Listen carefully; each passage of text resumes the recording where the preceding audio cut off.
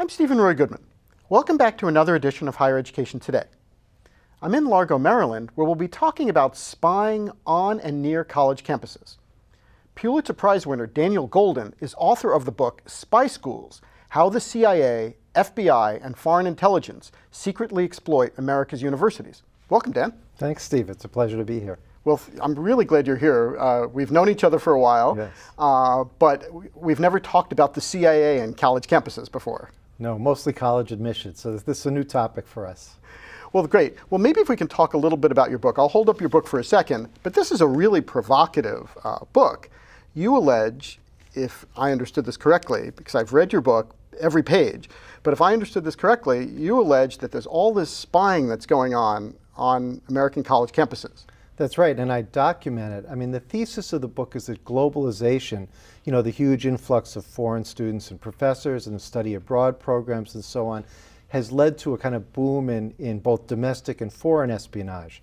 Some of the foreign students and researchers are helping their countries siphon off research or cultivate sources on U.S. policy.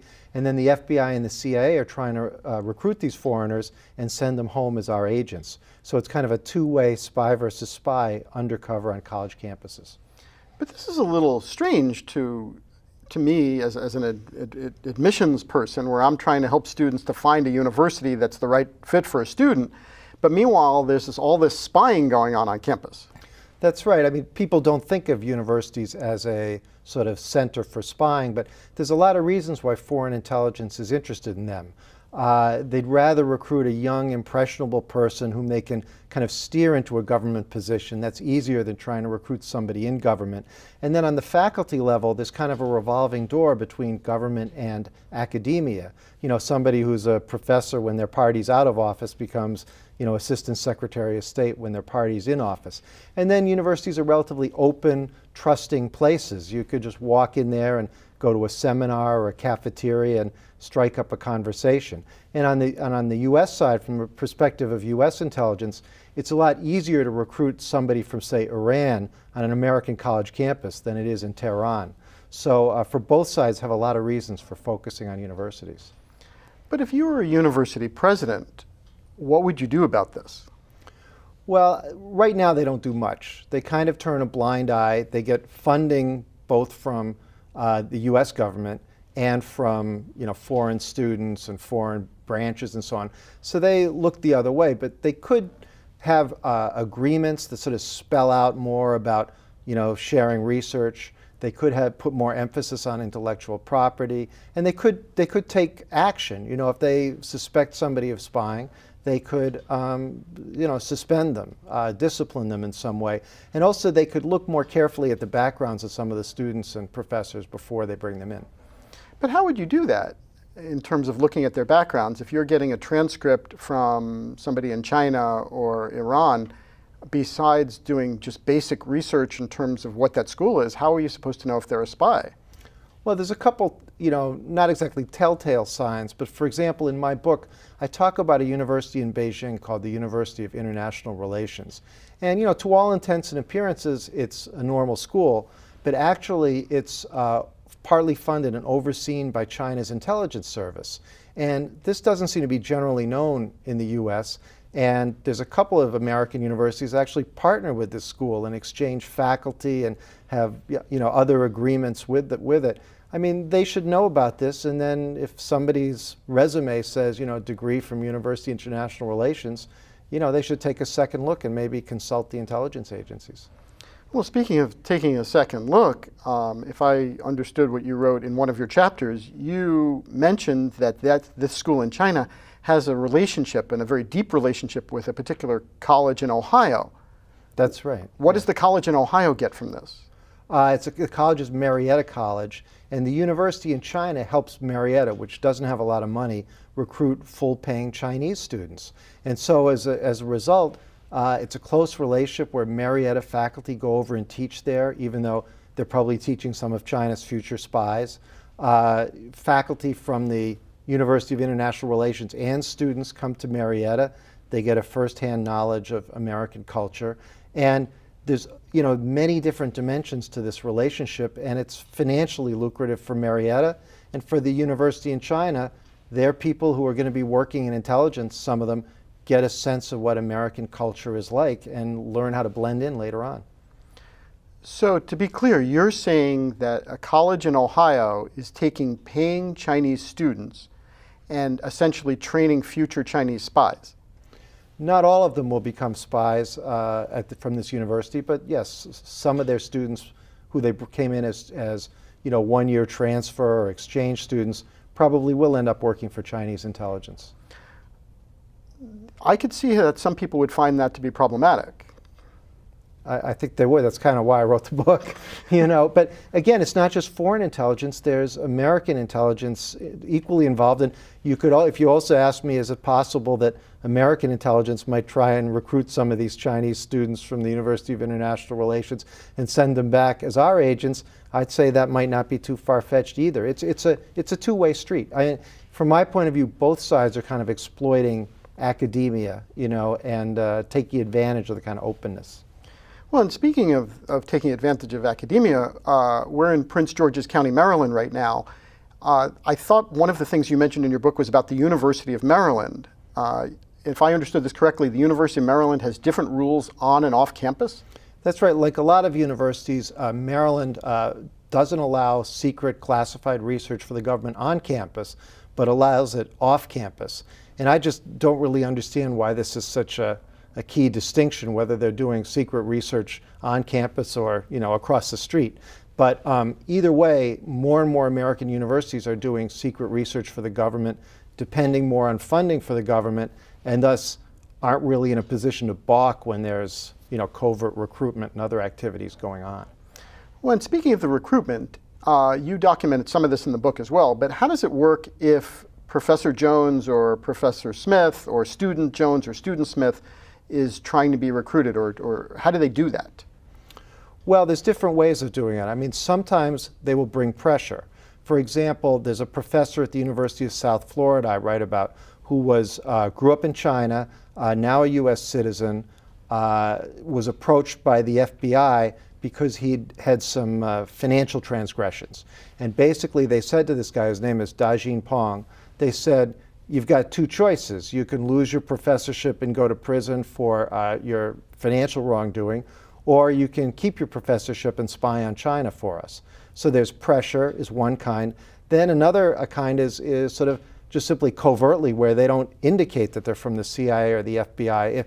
If it's a U.S. citizen, yes, they have to indicate what agency they're from. But if it's a foreign student, they can pretend to be a businessman or a diplomat or whatever they'd like to be in order to cultivate somebody who may well be young and impressionable.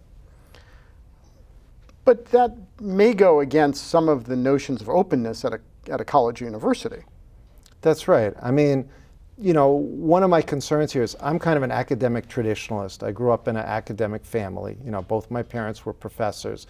And so I kind of believe in the integrity of the classroom, in academic independence. And I see this as a potential, not only does it manipulate the foreign students who are potentially victims, but it's also kind of tarnishes the academic process.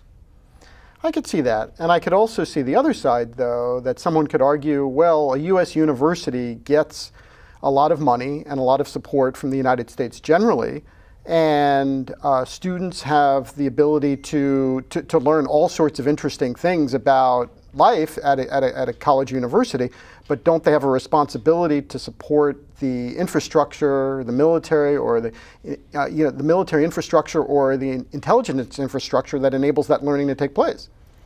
Well, it's a question of how far should that support go. They should support it, as we kind of mentioned, on the research side by taking precautions to make sure that the people working on university research are not serving another country. But should they go so far as to allow U.S. intelligence officers under false identities or backgrounds to recruit foreign students whom they've brought in without any kind of warning? To me, that goes too far. And if they recruit faculty to work for intelligence, then those faculty go overseas. They claim to be doing research for their academic work, but really they're working for the CIA. If they get caught, it tarnishes the credibility terribly. I mean, a lot of other countries have already had bad experiences with the CIA. They catch another professor working for the CIA, they might well kick all professors from the US out of the country. So it isn't, academic independence is kind of an important tradition. But what about thinking about the academic independence from the perspective of how much independence? So how much independence should a professor have to, let's say, travel to certain countries and do some sort of research, knowing that they could be approached by foreign intelligence? Well, at the same time, there have to be precautions taken in that way, too. I talk in my book, for example, I tell the story of a guy named Glenn Duffy Shriver who had gone over to China on a study abroad program, learned Chinese, loved it there, went back repeatedly. Right after he graduated, he gets recruited by Chinese intelligence. He was kind of hard up for money.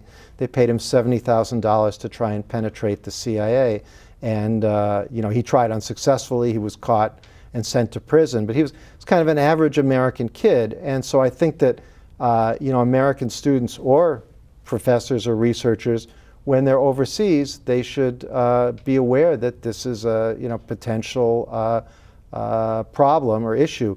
Obviously, it depends on what field you're in. I mean, if you're and where you're going. I mean, if you're a professor going to China or the Middle East, or a student who's bilingual, knows the culture there very well, I mean, you're attractive to our intelligence services and you're attractive to their intelligence services. So those people, should be cognizant.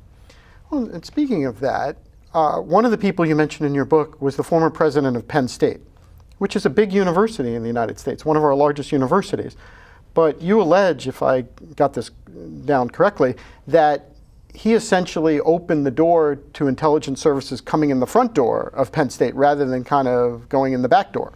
That's right, and with the best of intentions. This was Graham Spanier, who's become, unfortunately well known in connection to the Sandusky case.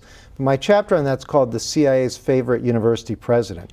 And essentially, relations between academia and the CIA have gotten a lot closer than they were when I was young. You were even younger. But, when there was a lot of hostility. Now, the CIA and academia are much closer, and Spanier is one of the people responsible for that. He was worried that the FBI and CIA would be on campus without his knowledge, monitoring students or professors. He wanted to know.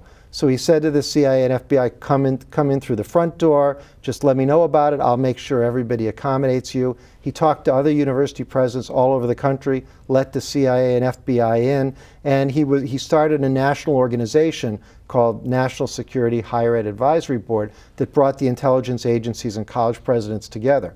But the problem was, they started coming through the front door, but when it suited them, they still went through the back door. And so I think they played Spanier a little bit, and the result is just much greater interference by intelligence agencies on college campuses. What about other countries? I don't think that you mentioned, universities in England or in France or in Belgium, but in your book. But in some of your research, did you find that some of this was going on there as well?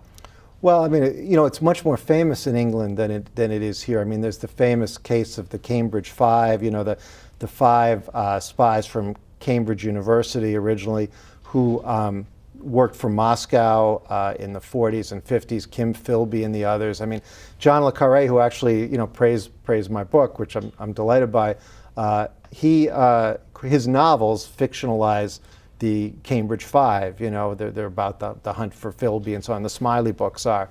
And so it's gotten a lot of attention there. But here, virtually nothing's been written about it, but you have somewhat similar issues. And so that's one of the reasons I wrote this book, because there's a gap. It's written about with England, but nobody's really, approached it in the United States. Well, that's interesting. And in terms of, you alluded to this in terms of the subject matter, what about a student who's studying chemical engineering, I'm assuming is far more valuable to a foreign intelligence service than somebody who's studying poetry? Yes, I certainly would agree with that. I mean, the field they're in is important, although somebody who is studying poetry or art history, if they're studying poetry of Yemen or the art history of China, that can be a valuable cover. I mean, one of the Cambridge Five was an art historian. But yes, in general, the emphasis these days is on finding scientists, particularly in cutting edge areas. One aspect I touch on in the book is academic conferences, which have spies from all countries often at them, and scientific conferences in particular. And I describe how the CIA around 10 years ago, to stop Iran from developing a nuclear bomb, they would set up these sort of sham academic conferences, through intermediaries, and then bring Iranian nuclear scientists to them so that they could get them alone and ask them to defect to the U.S. And so again, they were interested in the nuclear scientists there, not the poets. Well, why wouldn't the CIA and the FBI and all the other intelligence services then focus on high schools as well, like Stuyvesant High School or Bronx Science or TJ or schools like that, where a lot of kids go into technical fields? That could be happening, but I didn't look into it. I mean, we'll save that for the next book, I guess. But it wouldn't shock me. Huh.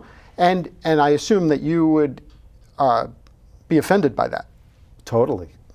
I mean, there you're talking about even younger people and more impressionable, not even of, adult age or voting age. I mean, I also think actually it's probably harder to get into a high school than it is to get into a college campus, because nowadays at high schools there's, secure entry, and it's a one building usually, rather than a sprawling area with a lot of greenery and all kinds of different buildings that you can wander around on.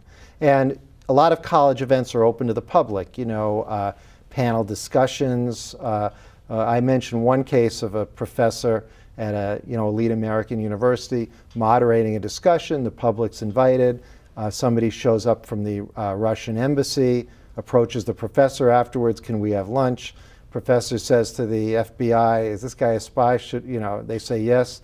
He says, "I guess we shouldn't have lunch." And the FBI says, "No, on the contrary, you should." And the professor became a double agent, both pretending to work for the Russians while actually reporting to the FBI. And it's hard to envision that at a high school. They don't have those kind of events and that kind of access. But you also raise an interesting point about the openness, because when I'm not hosting the show, as you know, of course, I'm helping students look at universities, but Sure. I go to a lot of alumni events for a lot of universities, and they're open. Oh, universities are open in a lot of different ways. I mean, the classified research labs are properly secured, but otherwise, yes, I mean, you can sidle into a lecture hall or a cafeteria, anywhere else, and sit down next to somebody and strike up a conversation and with whatever cover you want. I think it's the kind of thing where if you're in the CIA and you have a day with nothing to do, you kind of gin up a business card and an identity and you drive over to the nearest campus and see what the pickings are. So I guess I'm troubled by some of what you say, but not troubled by other parts. So I understand why the academic enterprise is sacred and that people should know who they're talking to when they're in a classroom situation. I could see that. Mm-hmm. But I also keep coming back to this issue in my mind about, how much do we owe our government to help keep us safe? Well, I think let's make a distinction between overt and covert, right? It's not like the CIA and FBI, as the Spanier episode proved, don't have above board access to campuses. I mean, the CIA and FBI hold recruiting events at campuses all the time. If you want to talk to them, it's not hard to find them, and those are advertised in the student papers, and they take place as a matter of course. And they can go and see under their own names faculty members and university presidents, and Spanier paved the way for a lot of that, but there's quite a close accommodation. And there's all kinds of other relationships. Graduates of these schools go to work for the intelligence agencies. People from the intelligence agencies come and speak on campus. And I have no objection to any of that. That's all open and above board, and it reflects quite properly that universities are part of this country and they have a patriotic obligation. But I don't necessarily see why that extends to covert recruiting under false identities of students and researchers, or pressure in the way it was used in the Florida case. I mean, I think the overt presence is extensive, and that's fine, and that's where it should stop. Fair enough. In terms of one of the cases that you quoted in the book is a case of a researcher from China who came to Duke University and then stole a number of things from a lab, and then it had military applications back in China. That's right, and this is one of the more startling stories in my book, and it's about a Chinese researcher comes in graduate school at Duke and is doing research on invisibility research funded by the Pentagon. Essentially making invisibility cloaks is the goal so that they can cover planes and drones and tanks and give us a military advantage. But this student really kind of siphoned off Duke's work. He brought in Chinese collaborators who took pictures of the equipment in Duke's lab. He made sure that everything Duke was doing was known in China. He tricked the professor into making a commitment to go to China and share his research. He started a website with Duke's research back in China. And ultimately, Duke woke up to some degree. They took away his key to the lab, but it was pretty much too late. And he went back to China and with the government's help started a competing institute, competing business, using a lot of Duke's research and became a billionaire. And this is, a pretty shocking case that the FBI investigated, but it's never been made public until my book. There's an FBI video about it, again, not shown publicly, which is called The Theft of a Great Idea. What should the university have done differently? Well, first of all, they needed some kind of collaboration agreement with the Chinese scientists that this guy brought in. You can look at this, you can't look at that. You can photograph this, you can photograph that. You can't use this for commercial purposes in China, or whatever. Those things need to be spelled out. And because academia is kind of open and trusting and kind of gentlemen's agreements, this stuff is not generally written out. And then I think, universities, they have intellectual property rules, but people don't always pay attention. They're not necessarily considered, high priority all the time. There should have been more emphasis on that. And then, I think Duke should have, they took away the guy's key to the lab, but they still gave him a PhD. And I think you can question that. I mean, he got a PhD even after the professor had raised some concerns about him. And, it was at the same time that Duke was opening a branch in China, or negotiating to open one.